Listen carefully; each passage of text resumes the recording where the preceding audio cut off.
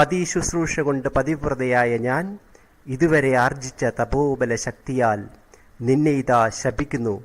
ഹേ ചക്രഗദാധര, ഇന്നേക്ക് 36 വർഷമെത്തുമ്പോൾ നിന്റെ യാദവകുലവും ഇതുപോലെ തമ്മിലടിച്ചു മരിക്കും. ബന്ധുമിത്രാദികൾ മരിച്ച് കാട് കയറുന്ന നീ ചതിപ്രയോഗത്താൽ കൊല്ലപ്പെടും. ചിതറിക്കിടക്കുന്ന മക്കളുടെ മൃതദേഹങ്ങൾ കണ്ട് ഞാൻ കരയുന്നതുപോലെ നിന്റെ കുലസ്ത്രീകളും കരയുന്നത് നീ കാണും. ഇടിവെട്ടും പോലുള്ള ഗാന്ധാരിയുടെ ശാപവചനങ്ങൾ കേട്ട് കൃഷ്ണൻ പുഞ്ചിരിച്ചു നിന്നു. അമ്മയുടെ ശാപം ഞാനിതാ സ്വീകരിക്കുന്നു. വൃഷ്ണികുലത്തിന്റെ നാശം എന്നേ എഴുതപ്പെട്ടതാണ്. ഈ ശാപം ഒരു നിമിത്തം മാത്രം എന്ന് പറഞ്ഞ് ഗാന്ധാരിയെ തന്നോട് ചേർത്ത് പിടിച്ച് സ്നേഹത്തോടെ കൃഷ്ണൻ തലോടി. അമ്മേ, അമ്മയുടെ മക്കളുടെ മരണത്തിന് കാരണക്കാരൻ ഞാനല്ല, അത് അമ്മ തന്നെയാണ്. ഭർത്താവിന് കാഴ്ചയില്ലാത്തതിൻ്റെ പേരിൽ അമ്മ കണ്ണുകെട്ടി നടന്നപ്പോൾ മക്കളായ 100 പേരിലും വാശിയും പകയും അധർമ്മവും വളരുന്നത് അമ്മ കണ്ടില്ല.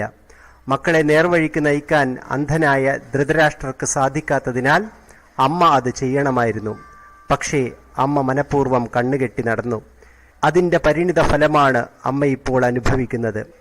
പതിക്ക് കാണാനാവാത്തത് തനിക്കും കാണേണ്ട എന്ന് പറഞ്ഞ് കണ്ണുമൂടിക്കെട്ടി നടക്കുന്നതിന് പകരം എൻ്റെ കണ്ണുകൾ എൻ്റെ പതിക്കും അതിലൂടെ രാജ്യത്തിനും പ്രജകൾക്കും നല്ലത് കാണാനായി തുറന്നിരിക്കും എന്ന് പ്രതിജ്ഞ ചെയ്തിരുന്നെങ്കിൽ എത്ര നന്നാകുമായിരുന്നു. ഈശ്വരദത്തമായ വെളിച്ചം കൊട്ടിയടച്ച് പതിവ്രതാധർമ്മമനുഷ്ഠിക്കാൻ ഒരു വേദവും അനുശാസിക്കുന്നില്ല. എന്നാൽ അച്ഛനായ പാണ്ഡു ഇല്ലാതിരുന്നിട്ടും മക്കളിൽ സത്യം, ധർമ്മം, നീതി, ന്യായം എന്നിവ വളർത്താൻ അമ്മയായ കുന്തിമാതാവിന് സാധിച്ചതുകൊണ്ടാണ് 5 പേരും ഇന്നും ജീവിച്ചിരിക്കുന്നത്.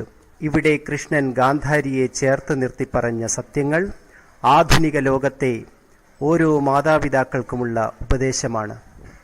തൻ്റെ മക്കൾക്ക് മാതൃകയാവേണ്ട മാതാപിതാക്കൾ അവരെ നേർവഴിക്ക് നയിക്കാൻ ശ്രമിക്കാതെ കണ്ണ് മൂടിക്കെട്ടി സ്വയം അന്ധരായി നടക്കുമ്പോൾ മക്കൾ സർവനാശത്തിലേക്ക് നടന്നെടുക്കുന്നത് അവരറിയുന്നില്ല.